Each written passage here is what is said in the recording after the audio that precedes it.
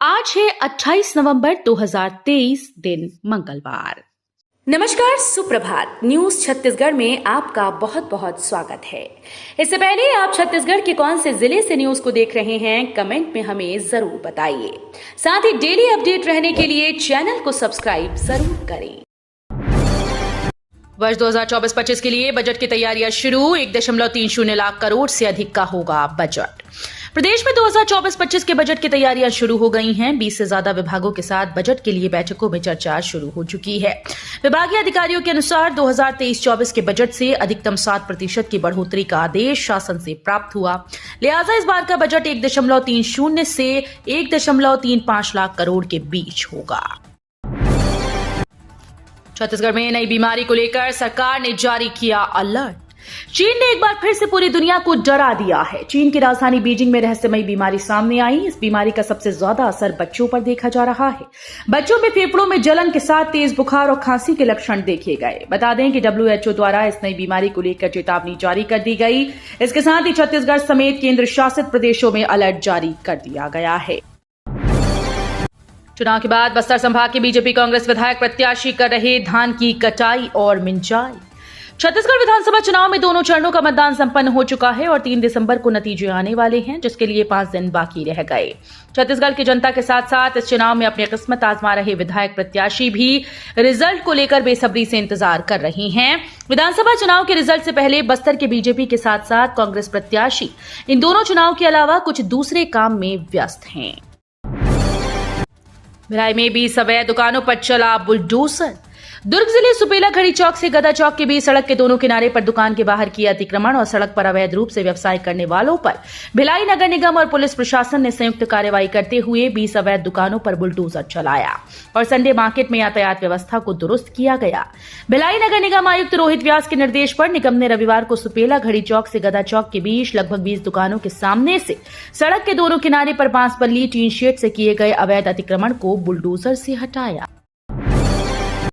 CM Bhupesh ने साधा निशाना, कहा भाजपा राम के नाम पर कर रही धंधा।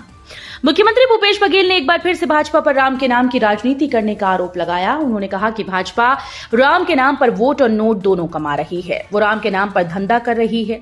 रामशिला के लिए पैसे ले गए, लेकिन उसका कोई हिसाब किताब नहीं। राम जन्मभूमि स्थल में लाखों में जमीन खरीदकर करोड़ों में बेच रही है। मुख्यमंत्री बघेल कार्तिक पूर्णिमा के अवसर पर सुबह महादेव घाट में खारून नदी में स्नान के बाद पत्रकारों से चर्चा कर रही थी। सर्व आदिवासी समाज ने मनाया संविधान दिवस। 15 गांव के ग्रामीण हुए शामिल। बीजापुर में भारतीय संविधान दिवस के अवसर पर भैरमगढ़ के उसपरी गांव में 15 से अधिक गांव के ग्रामीणों ने डॉक्टर भीमराव अंबेडकर, जयपाल सिंह मुंडा के योगदान को याद करते हुए उनके छायाचित्र पर माल्यार्पण किया। कार्यक्रम में सर्व आदिवासी समाज ब्लॉक इकाई भैरमगढ़, मूलवासी बचाओ मंच और महिला मंच के संयुक्त तत्वावधान में आयोजित की गई थी।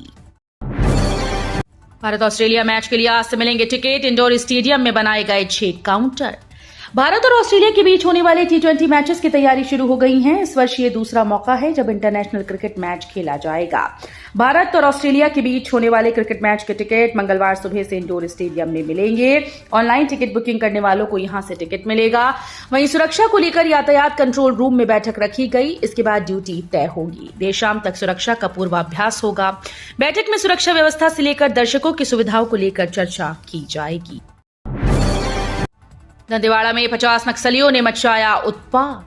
छत्तीसगढ़ के दंतेवाड़ा जिले में रविवार की देर रात नक्सलियों ने जमकर उत्पात मचाया। यहां भांसी में मौजूद एक डामर प्लांट में आगजनी करने के साथ ही करीब 16 वाहनों को आग के हवाले कर दिया गया। जानकारी के मुताबिक रविवार की रात करीब 2 से 3 के बीच 50 से अधिक नक्सलियों ने इस वारदात को अंजाम दिया। इस वारदात के दौरान मौके पर चौकीदार भी मौजूद रहा, जिसे नक्सलियों ने बंधक बनाकर उसके सामने इस घटना को अंजाम दिया। घटना की जानकारी लगते ही कुछ देर बाद मौके पर पुलिस की टीम पहुंची, लेकिन तब तक नक्सली आगजनी की वारदात को अंजाम देकर मौके से फरार हो गए। कोरिया और एमसीबी जिले की समितियों में धान की आवक समेत नए सरकार के गठन के बाद आएगी तेजी। समर्थन मूल्य पर धान खरीदारी की शुरुआत हुई अब लगभग 1 माह पूरा होने वाला है, लेकिन अभी भी कोरिया जिले की कई समितियों में धान की आवक नहीं हो पाई।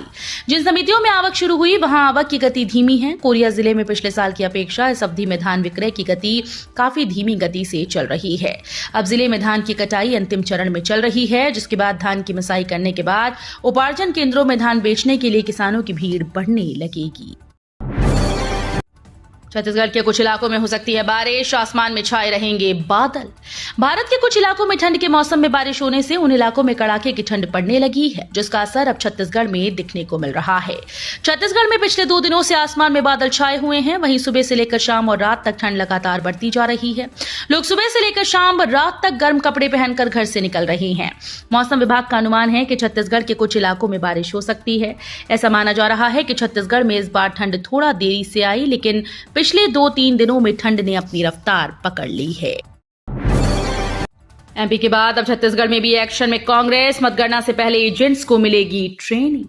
मध्य प्रदेश के बाद अब छत्तीसगढ़ में भी कांग्रेस पार्टी ने मतगणना के दिन के लिए अपनी तैयारियां शुरू कर दी हैं। एमपी की तर्ज पर अब छत्तीसगढ़ में भी विधानसभा क्षेत्र के हिसाब से मतगणना एजेंट्स की विशेष ट्रेनिंग शुरू होने जा रही है।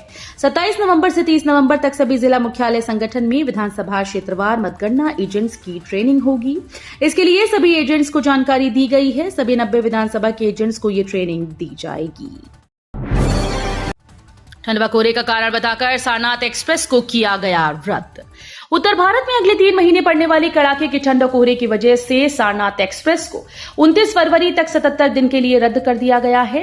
रेलवे के इस फैसले के विरोध में यात्रियों ने आवाज उठाना शुरू कर दिया।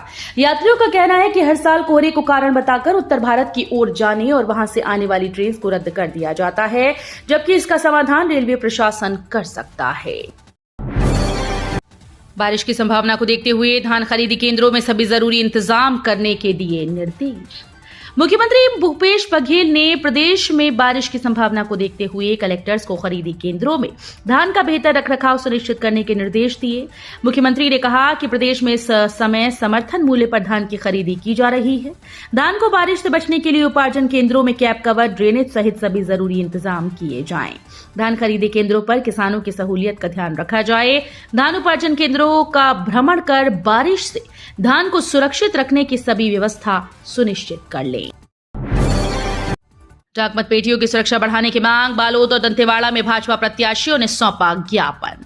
मतगणना से पहले भाजपा प्रत्याशियों को ट्रेजरी में रखे गए डाक मतपेटियों की सुरक्षा में सेंध का डर सता रहा है। सोमवार को बालोद, दंतेवाड़ा समेत प्रदेश के कई जिलों में प्रत्याशियों ने बैलेट पेपर द्वारा हुए मतदान की मतपेटियों की सुरक्षा बढ़ाए जाने और स्ट्रांग रूम में रखे जाने की मांग की। इस संबंध में प्रत्याशियों ने अपने अपने जिलों में जिला परिवर्तन अधिकारी को ज्ञापन सौंपा। साइंस कॉलेज की सेमेस्टर परीक्षा 1 दिसंबर से। राजधानी के साइंस कॉलेज में परीक्षा विवाद खत्म हो गया। 6 महीने से अटकी द्वितीय सेमेस्टर की परीक्षा 1 दिसंबर से शुरू होगी। प्रथम सेमेस्टर का रिजल्ट आने के बाद बड़ी संख्या में छात्र फेल हो गए थे। नाराज छात्र कोर्ट चले गए। कोर्ट में मामला पहुंचने की वजह से द्वितीय सेमेस्टर की परीक्षाएं नहीं हो पाई। अभी भी कॉलेज में तृतीय सेमेस्टर की पढ़ाई नहीं हो रही थी। प्रदेश में कुल 8 ऑटोनॉमस कॉलेज हैं। इन कॉलेजेस में पिछले वर्ष से ग्रेजुएशन की पढ़ाई नए पैटर्न में शुरू हुई थी।